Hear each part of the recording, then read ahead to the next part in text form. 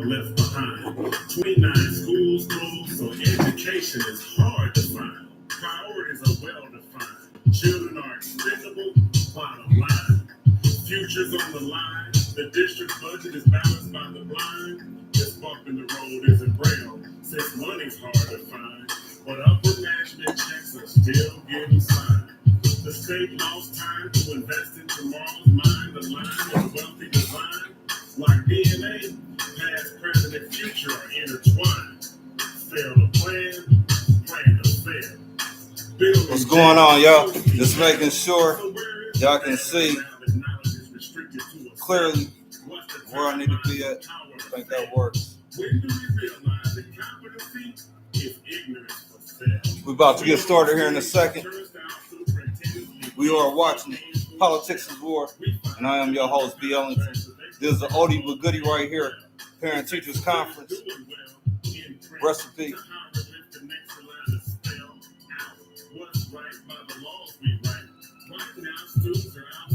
If y'all don't know who they are, y'all definitely need to get up on them.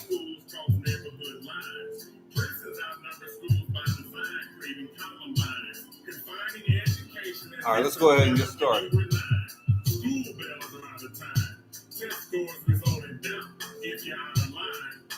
All right, we got a lot to talk about, man.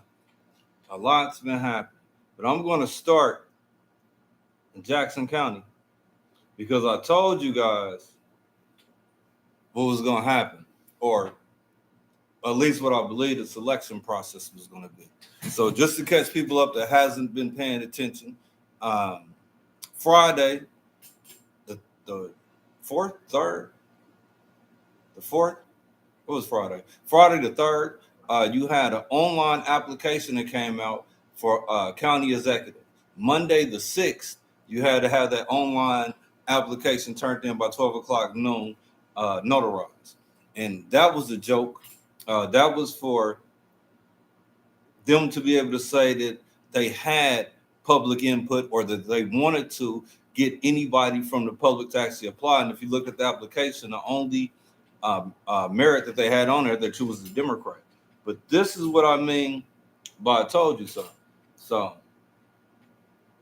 this came out in the Kansas City Star. The cat is out the bag. Jackson County Legislative Chairman Deron McGee wants to replace Frank White as the next Jackson County executive. McGee confirmed his political ambitions with the Star's editorial board. He announced after former Kansas City Mayor Karen K. Barnes filled the position on Tuesday.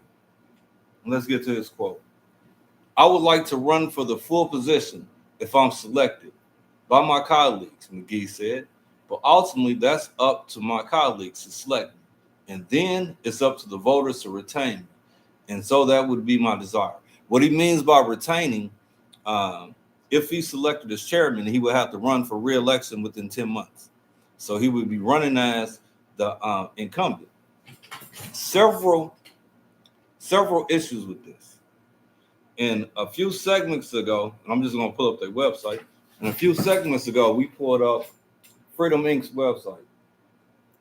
And this becomes important when you look at the players that are involved in the selection process of your next executive, the underlying tax issues that came out from the auditor's office. And again, just to catch people up, when you go to their past elections, they gave you your executive, then they remove your executive, and you're about to get, you got 1, 2, 3, 4, 5, 6. You got 6 members that have to vote on the next executive. They need 5 votes. You have 1, 2, 3, 4, 5, 6. And yes, I'm counting Mr. McGee because he can vote for himself. He doesn't have to absolve himself from the vote. And I don't know if I have the article, so I'm not gonna quote, but on the paraphrase that it was stated before that he see no issue with being able to vote or elect himself because it would be similar to boards that the county legislator has authority to appoint. going back real quick. I also mentioned taxes. So when we go to, where's that? It's about leadership. No, this is not. Yeah. So when we go here, we see that our county auditor is the board of directors. On the board of directors, only person on the board of directors, and there is on two other committees: the campaign committee and the county. No, I just sent her name. And the state and national committee. So you have the auditor that's going to be safe, and you have a chairman that's going to come from the same organization. So I asked you, Jackson County, what did you actually get by getting rid of Frank? What was gained, and what was the underlying agenda? I think the underlying agenda is downtown development, and I think we have a lot of downtown development that is on the horizon. But let's take a slightly deeper dive into who the potential chairman is, or not chairman, excuse me, executive. He's the current chair. So as you can see, if you just Google his name, you're going to find several different articles, and most of them aren't good. You had an article from Fox 4, I believe, that just came out talking about his resignation. This is an article from 41 that talks about the same thing. And I believe, and I'm not going to say that because I don't have it. A Kansas City, Missouri state representative has resigned. This is from 2019. A Kansas City, Missouri state representative has resigned amid allegations of improper conduct with an employee. A House of Representatives investigation revealed McGee, who was also the assistant minority floor leader, attempted to engage in a romantic relationship of some sort. Again, I know the young lady, and I think what happened to her in the dismissal was horrible. And I'm not going to mention her name because she never wanted her name mentioned, but I think it's more to it than just simple text messages, and then she got fired. What did she actually get fired for? And why was she dismissed? She was, yeah, I ain't gonna say too much more, but why? So if we look at some of his legislation, though, just keeping it fair. So Mr. McGee served in the House of Representatives from 2016 to 2019. During his tenure as a state representative, he had leadership positions, assistant Democratic leader, was involved in committees such as the Committee of Budget and Education Appropriations. One of his key pieces of legislation was he filed the Blair's Law.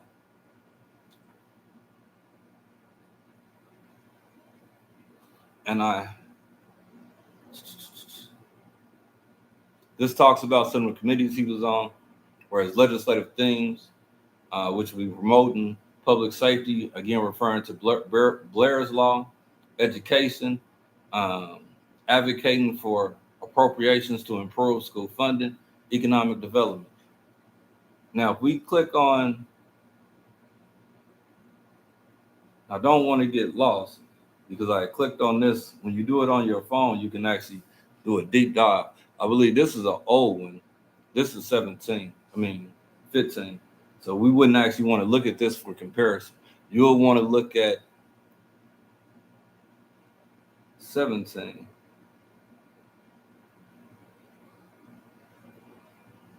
Okay. Let's go to regular session.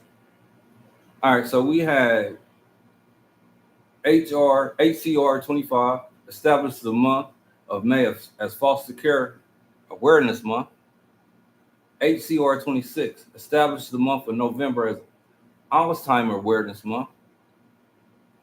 HCR 31 designates April 6th of each year as Safe Haven. Let's check co-sponsor bills. Maybe there's some heat in there. Establishes the Narcotic Control Act changes the law regarding 911 emergency communications. That's probably dealing with rural area connectivity. Requires limited liability companies that manage property in Kansas City to file an affidavit that names a person responsible for the property, grants authority to the Missouri Higher Education Loan Authority, authorizes insurance of public bonds, reaffirms Missouri support for services of shelter workshops to the state. I guess I will have to go back one more to actually be able to find the Blair's law that he filed, but that gives you a synopsis of bills that he filed when he was in the House and bills that he co-sponsored when he was in the House. And again, you can do the research yourself, put his name in.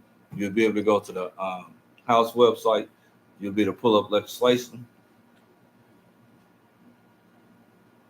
So we would have at least elected or selected executive that has dual legislative experiences, and that could be a good thing. But he also comes with hidden scandals and tied into the same assessor organization, auxiliary organization, as Frank White was. So again, I think the wool got pulled over your eyes in Jackson County. If y'all got any other comments, please state them. But I do want to highlight one other person because she's been in the media. And I'm talking about Miss Megan right here.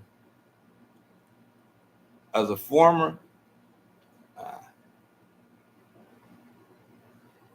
I can get it right, as a former elected official, I would like to say what she's doing right now, because she's been the only one that's been vocal that I've seen so far that's on record of stating that this should not happen.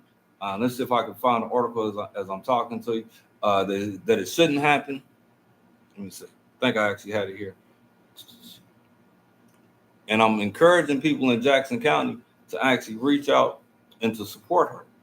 I know the pressure that happens when you have an elected that stands out against what the insiders want. And that creates, this one talks about the application. Let's see if it actually mentions her in here. So it talks about the application release for the dozen people hoping to serve. So I guess it was at least 12 people. It gives you the names too. Charlie Franklin, Christina Butler, Curtis Dartley, Donald T. Tarwater, Deron McGee. Damn, so he filed online too? Get the fuck out of here. At least I'm assuming because this is what it says. James Allen Witterman Jr., Jennifer Lynn Halverson, Jeremy Raines, Justice Horn Jr., Kevon Graves, Lorenzo Johnson, Phil Lavoda. So I don't know everybody on here. Big shout out to Kevon Graves for jumping in. Justin Horn is a known political activist. I believe he ran, I don't know what seat that is, but he ran against Manny in the last Jackson County election. Phil Lavoda is an attorney from Eastern Jack. His brother used to be the former Senator Lavoda. Tarwater served on the county. I believe, and I could be wrong, but I believe Kurt Doherty served in Eastern Jack. I could be wrong though. I think he did though, but I could be wrong on that one. His name just looks familiar. And Charlie Franklin, I can't remember. Is that the other dude from the county? That may be the other dude from the county. I don't want to be wrong on his identity right now because I haven't memorized all the people from the county. Can't remember what his name is. Yeah, please subscribe. What board with him? Hickman Mill School Board. Ooh, I would actually have to pull up facts so I'm not wrong. But for those that are in Jackson County or Kansas City, Missouri, or South Kansas City, there's been an underlying issue with school board representation, infiltration in areas people feel where they got people that are being placed on boards that aren't necessarily known in that community and being heavily backed by political organizations. And there's been some issues, and I don't want to get into this part because I'm not familiar with it, but rumor is that there's been issues with some of the finances out there. I'm not 100% sure about South Kansas City because majority of the times I represented it was in East Kansas City, going from Kansas City all the way over to Independence, and then on the city, obviously, it was citywide. But South Kansas City is one of the areas I'm not very, very familiar with. I do know some of the issues, some of the stuff, but I'll do a show on that. But I'll rather do it with facts. Now, no problem for the shout out, bro. I actually text Kevon, or I think I may have put it in a message, but I didn't want to go too hard. And I said that I think it was a setup, though, not him placing his name on there, but just keeping it funky. You had an application process again that popped off on Friday. Not sure the time that it popped off, but I seen it about 4 or 5 o'clock. The deadline was Monday at 12. So I asked myself a few questions. The first question was, if I got this and I received this, and I did this online, how can I have it notarized online? Now, I didn't get online to do the process, so I can't tell you if they had a exit out or not. The other underlying issue of that is there is no process associated with it currently. So if there is no process currently associated with the application, other than the subject or articulation of it will be reviewed, then it sounds like bullshit to me, right? I'm a facts and figures type of guy. Don't tell me that my reward is going to come in the sky. Don't tell me that. Don't tell me my reward is going to magically appear after I do X, Y, and Z and jump through so many hoops. 1 and 1 is going to be 2 or 3. Don't tell me it's 15. Because then we're going to have a whole bunch of questions and issues. And with that, I want to go in and slightly transition to what's happening. And going back to Megan, legislator, we want to actually make sure that we support her. Email, call, I think I got all the emails here. Representative Marshall, Megan Marshall, is mmarshall@jacksoncounty.gov. Representative Lauer is Jeannie Lauer is jlauer@jacksoncounty.org. Anderson, Jalen Anderson is janderson@jacksoncounty.org. Donna Payton is Donna Payton@jacksoncounty.org. Husky, Vanessa Husky is vhusky@jacksoncounty.org. Charlie Franklin, that is him. Charlie Franklin is cfranklin@jacksoncounty.gov. Sean Smith, I'm thinking, is SESmith@jacksoncounty.org. I could be slightly wrong on the first name. Manny Abaca is MABaca@jacksoncounty.org. And again, Deron McGee is DMC McGee@jacksoncounty.org. And by support, by emailing and CCing all the legislators, letting them know that you support her actions. And I will look for that article just so y'all can have reference. Here it is. Well, this is not the article, but this is Tony's Kansas City. Megan Smith against Deron McGee. Actually, there's been a surprising uproar. Let me see if he refers to the article.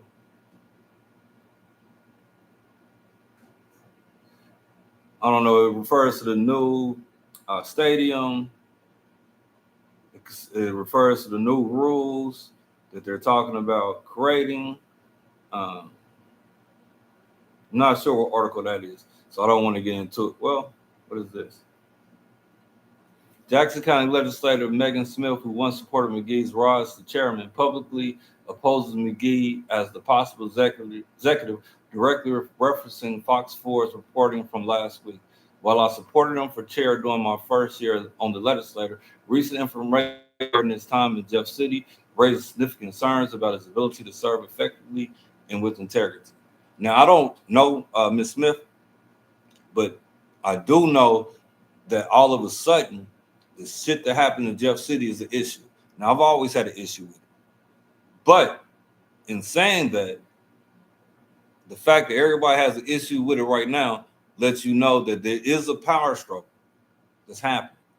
And my dog in the fight would again go back to the people and saying that you guys need to ensure that it's a transparent process. Whose place will he take? Are you talking about McGee? If you're talking about McGee, he will replace Kay Barnes if he's selected by the legislature. And currently, right now, the process is that the legislative body will select an executive within 30 days. They also had 12 applicants, and I read the applicants' names, all of them. They had 12 applicants that applied online. Again, my man Kevon is one of them. He's online.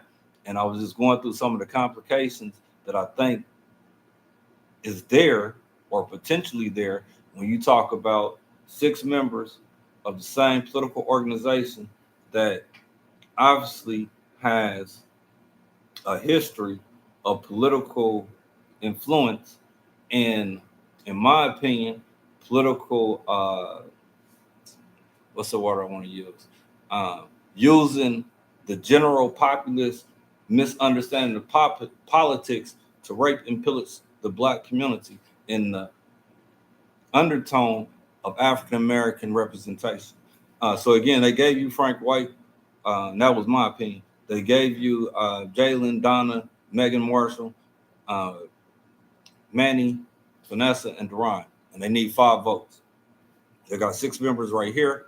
It's very possible that it's going to be an inside job, and I didn't say that to disparage anybody, and particularly my man Kevon.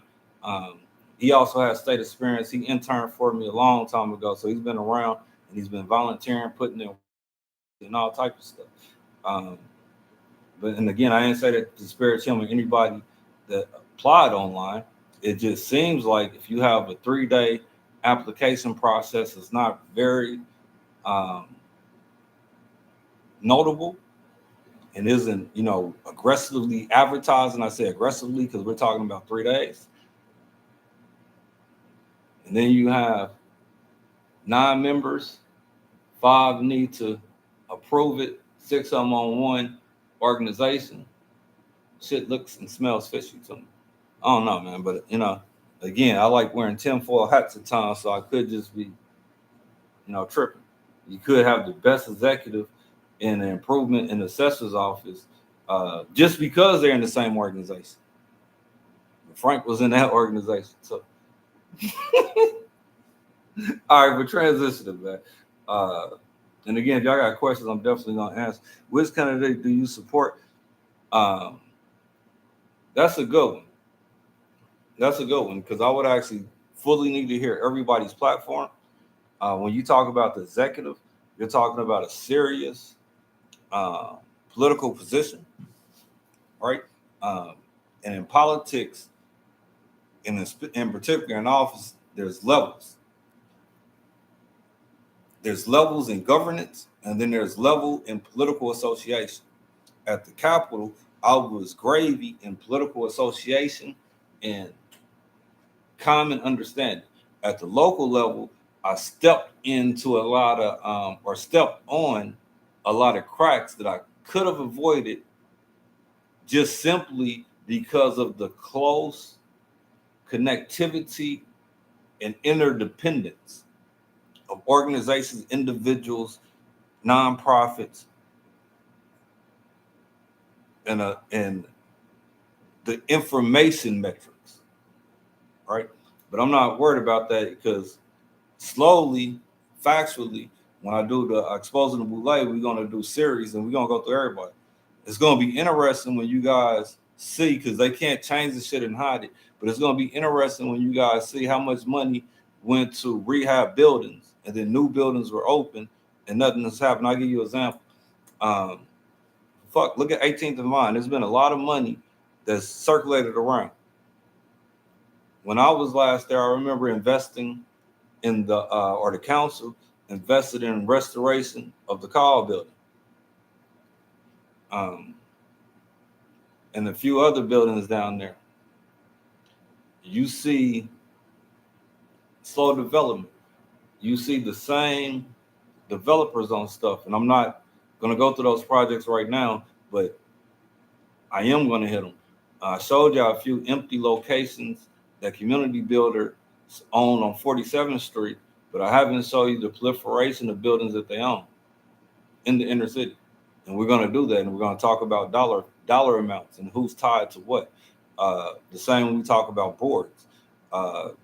There was a nonprofit organization that reached out to me, and they was asking me about understanding the CCED. And I told them to go to the website, and I found it interesting that it wasn't as easy to access that link as it used to be.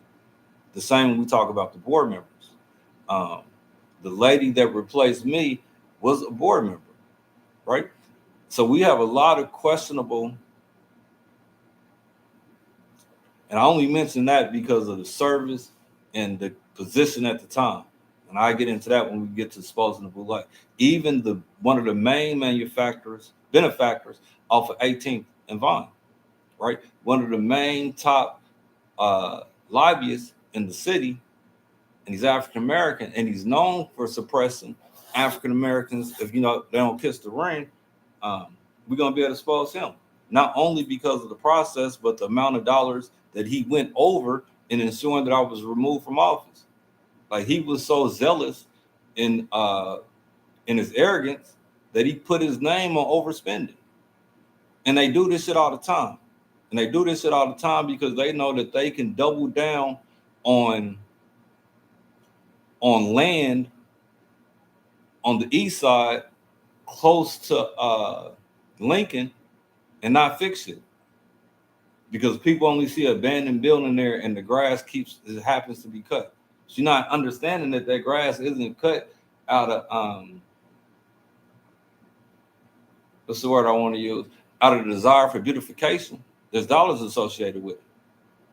And we're gonna go through each of them. The only reason I'm being lightweight, elusive right now is I know folks is watching this. I see them when they watch.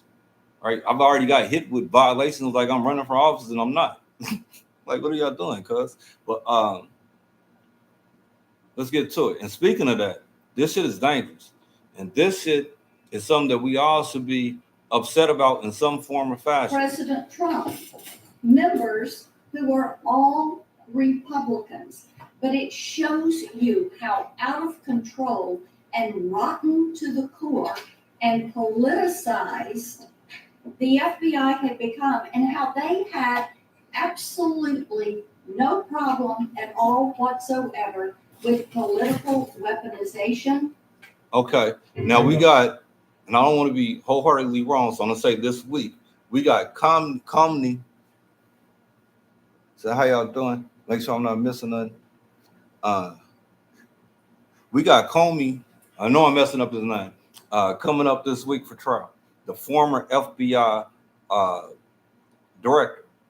We have several Republicans, and I believe Josh Hawley, the senator from Missouri, was one of those individuals on the list that's on the list for being illegally wiretapped.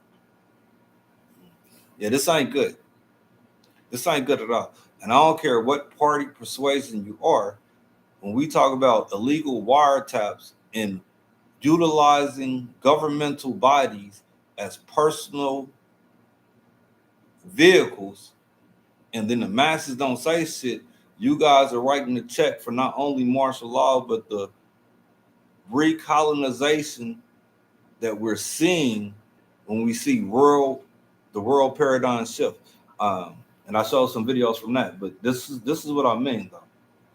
And I didn't show this video yesterday, but remember this: legal wiretaps. President Trump, members who are all Republicans. Right? Then you have this. You're gonna hear the same thing. That was from this weekend. That was the judge's house.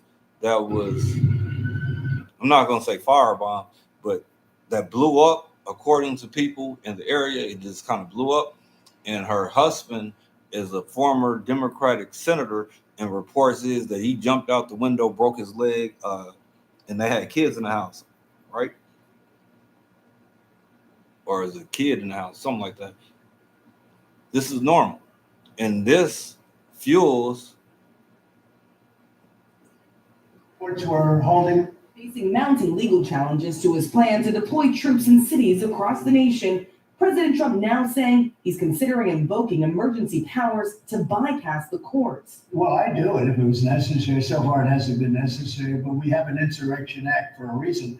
If I had to enact it, I'd do that. If people were being killed and courts were holding us up, or governors or mayors were holding us up, sure. Okay, so we got Democratic senators being spied on. We got the Insurrection Act that can happen only if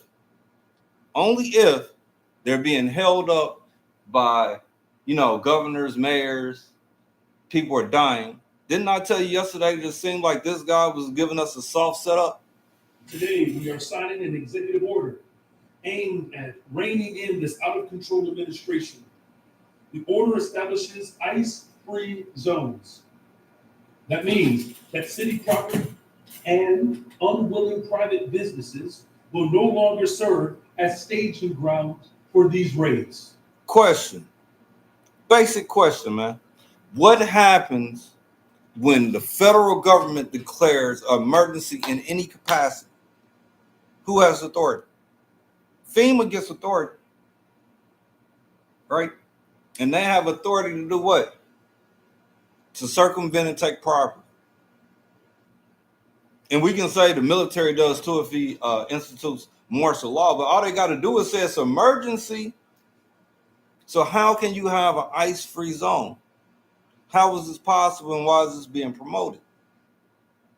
And I don't live in Chicago, so I can't tell you the underlying rationale. But remember this guy from Chicago that came out right after the mayor?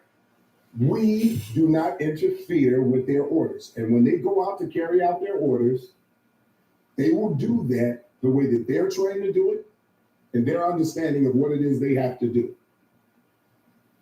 Another one. CPD will not arrest and cannot arrest federal agents because someone deems what they're doing is illegal or unlawful. Their rules of engagement are different from CPD. Listen to that again. Hold on. Someone deems what they're doing is illegal there or unlawful. Someone deems what they're doing is illegal or unlawful. Wouldn't this be someone deeming what they're doing illegal and unlawful? Today, we are signing an executive order aimed at reining in this out-of-control administration. The order establishes ICE-free zones. That means that city. And again, we got a nation that's burning and the county that's being sold away. And all while that's happening, they're dealing with this. Now you get that scared. Home to over 24 million bikes, 1,000 windmills, and 500. Hold on, you about to say. Alarm stops. We are in the. How about you stop filming and killing? Hold on. Yeah. Here we go. Dealing with this. This is my phone. The rest of you will stay locked in the dark. That's that electric zapper. As it called, single solitary. So life is bad for everybody, man. But if you got rats in the kitchen, then you, like my man said, you probably should kill them or use or get a cat or do something to get them out. And if you got rats in elected position, you probably should do more than sit at home and complain about what's happening. You should probably ultimately encourage everybody around you to be engaged. No ifs, ands, or buts. And if you're in Jackson County, definitely reach out to Representative Megan Marshall, because she can and definitely, in my opinion, is going to need your help when you step out against the political process and against secret selections. You become a target. So yeah, let's stop playing Kansas City. Let's stop playing Jackson County. I'm looking for the other one. So let me see. And we went through it, King Jeffries. So if y'all don't have questions tonight, I think I'm gonna cut it a little short tonight because I don't have all of them. And I don't want to go all the way into the protest tonight. Because again, I like to pair things with actual videos, but I did want to stay and target Jackson County and highlight the potential heightening of what could be universal martial law underneath the mayor of Chicago and ice-free zones, giving the plausible excuse for emergency, which will legally allow the federal government to take over property. And we heard from the head person that if they do that, they're not going to arrest people because they're illegal. We heard from the Republicans, I didn't highlight a lot of them because they're saying the same thing, that are getting secretly spied on. And once we do the Comey trial, the danger in this is a few things. So you have orthodox American institutions that's being undermined by the presidential office and being replaced by militia institutions. And the militia institutions, again, would be the ICE influence of new rules and flexible hiring and training practices underneath this new president, because you didn't have that before. The militarization of the ICE and the commingling of states giving National Guards, because we've seen that from Texas after the president got blocked by the judge, and we've seen judges' houses being blown up with no legal institution that's willing to help or investigate, because the FBI is being undermined and they're being replaced. Who are they going to be replaced by? And if we're allowing ICE to accumulate more and more power, let me see if I got that video on here. Because we do have a law that was passed that people didn't pay attention to, and that law would be the law that allows the detaining and the removal of American citizens. So as we sit at home and we think it's a joke,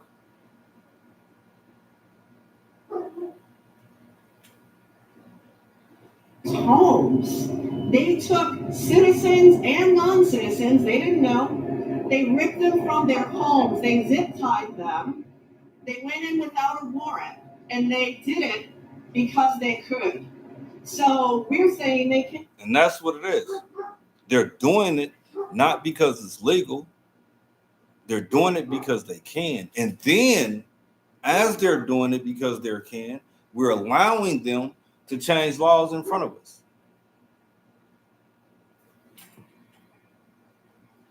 This is who we're allowing, or this is what we allow to be the universal representation of everybody. That statement, unless you be politically correct. And history will never forget that it was the SEALs who stormed the compound at Osama bin Laden and put a bullet in his head. Remember that? And please remember, I wrote about Osama bin Laden. Look at my exactly man 1 year here, ago, 1 year here. before he blew up the World Trade Center. And I said, you got to watch Osama bin Laden. And the fake news would never let me get away with that statement. He couldn't hold it. True, but I Neither said could 1 he. year before to Pete Hegseth. I said 1 year before Wispy. In the book, I wrote whatever the hell the title, I can't tell you. But I can tell you there's a page in there devoted to the fact that I saw somebody named Osama bin Laden and I didn't like it, and you got to take care of him. They didn't do it. A year later, he blew up the World Trade Center. So got to take a little credit because nobody else is going to give it to me. You know, they don't give you credit, just take it yourself. And it was the U.S. Navy that dumped his wretched corpse off the decks of the Carl Vinson. The fuck is he talking about, man? to sink into the dark abyss? But look at that. Look at it. Cut it out. Cut it out. He completely made up a story in front of the entire Navy in the world, and we laughing at it. Would you let your granddad drive the car after he made up a crazy ass story that you know is not real? Would you be like, all right, granddad, man, see you later?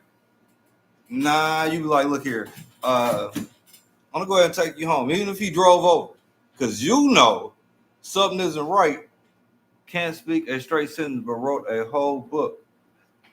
I don't know if he actually wrote the book. We got Trump gold cards that people aren't saying anything about. And that goes for legal immigration if you have enough money to pay. We got tech giants that have been generalized. That's some crazy shit. So we got a lot that we're going to discuss and a lot that we're going to get into, but I don't want to be too all over the place in each segment. I want to kind of focus as we in whatever segment that we're in, and as the chat grows, it would help because then we can dive deep into whatever topic we're on that day, and we can get as many facts out as we want. But there's a lot going on, bro. There's a lot from. There's a characteristic, element, molecule, substance, or feature that might have a biological origin but requires more data or further study before reaching a conclusion about the presence or absence of life. Additionally, I want to remind. All right, so for people that aren't aware, and I'm not going to get too deep into this topic, but just giving you an understanding, they're disclosing that they found life on Mars, right? They're disclosing that there's meteorites that are doing weird things in the sky that shouldn't happen from meteorites, and they're probably twice the size of Manhattan. There's all type of shit that's popping off right now. There's food insovereignty that's definitely about to come. And I don't say that just theorizing. I'm just looking if the government is shut down, because it still is shut down. When we in day 7, I believe, going on day 8, there is no negotiations going on right now. We're allowing puppeteering by the Republicans saying that the Democrats is holding it hostage when basic mathematics lets you know that y'all control all 3 chambers. Right? We got cities that are being massaged into martial law, and we got the masses of citizens saying, you know, it doesn't affect me. They're going after Latinos. Dude, what the fuck are y'all on, homie?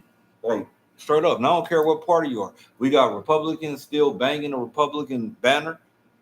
Your boy doesn't operate like he's a Republican either.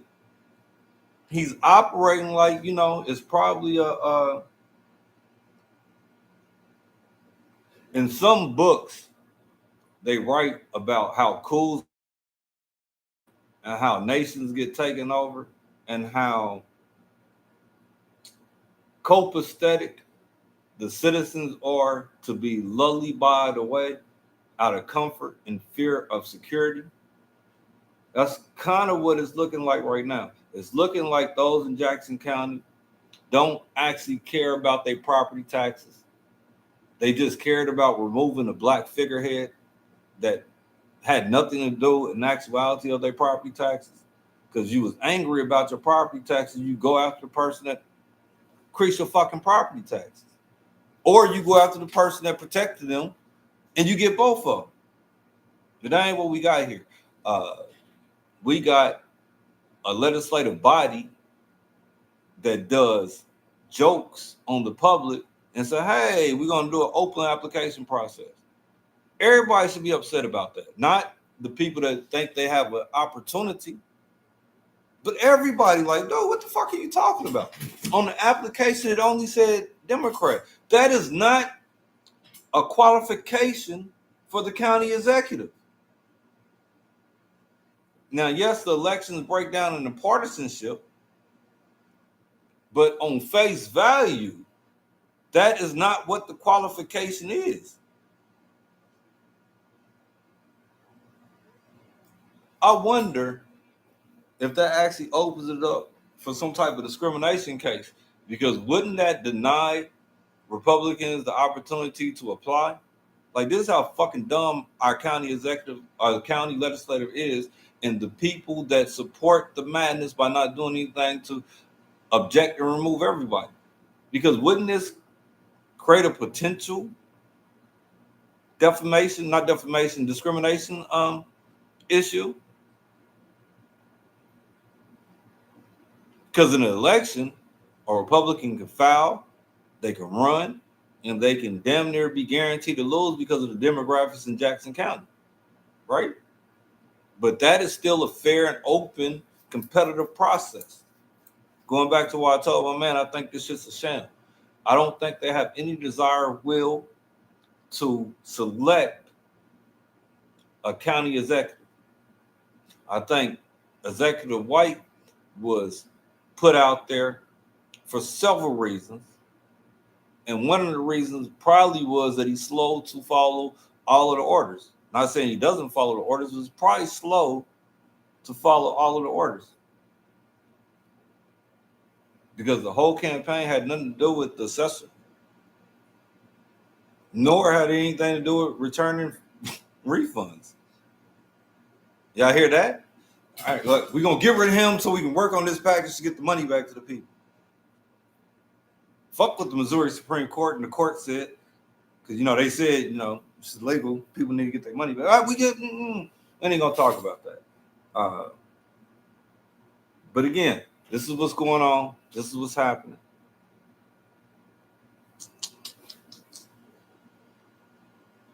So with that, I'm going to go ahead and get off a little early tonight. Like I said, I want to keep these to about an hour. Jackson County, email, let me put that up so y'all can have it. Jackson County, email, write, do all you can to support legislative Megan Marshall. And again, I don't know her. So this isn't like I'm saying this just because I'm friends with her. I'm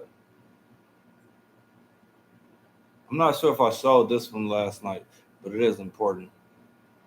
We are going to be introducing this in both the Senate and the House, yeah, I saw this. The No Political Enemies Act. This is legislation that makes sure that the law is on the side of free speech. Again, they're showing you that the rule of law no longer exists because as free speech is protected in the Constitution, there is no rational reason to have a law that protects it. And anybody that understands basic policy and politics and law 101 knows that the Constitution gives you the foundation. So if the Constitution has a constantly protected free speech in there, there is no law that can be passed that is not constitutional that will overtake the constitutional basis. Now you can have laws that are passed that are associated with it, but you're not going to have, I use guns as an example. You can have cities that create all type of regulations or whatever they think they got, but they can't create a law that supersedes the right to bear arms. All your Jackson County legislators right here. Read it one more time for those that can't see it. Jay Lowry, jacksoncounty.gov. M.M. Marshall, jacksoncounty.gov. .org.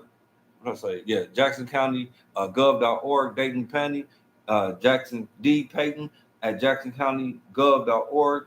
V. Husky at jacksoncounty.gov.org. C. Franklin, same underscore. S.E. Smith, same underscore. M.A. Baca, same underscore. And D. McGee, same underscore. And it is confirmed that he wants to be your next county executive. So what y'all gonna do, Kansas City? Eastern Jack. Now I'm agitated. Where are all those groups at that was celebrating? Because I seen them on social media and other stuff. We got Frank out. We're gonna have a 12-pack kickoff. Where y'all at? Because y'all ain't do shit but replace the sheep with possibly the motherfucking wolf. Straight up.